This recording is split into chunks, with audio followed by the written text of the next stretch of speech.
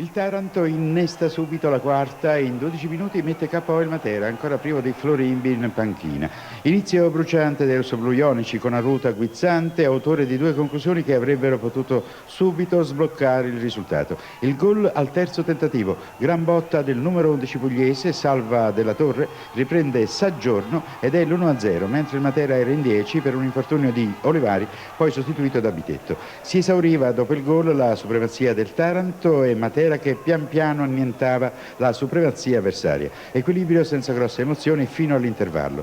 Ripresa, Matera sempre più autoritario e ottiene il pareggio dopo una traversa di Sparaggio. È Marco Fida a firmare l'1-1 con un tiro spettacoloso. Al quarto d'ora prodezza di Imparato su un bel colpo di testa di Di Masi.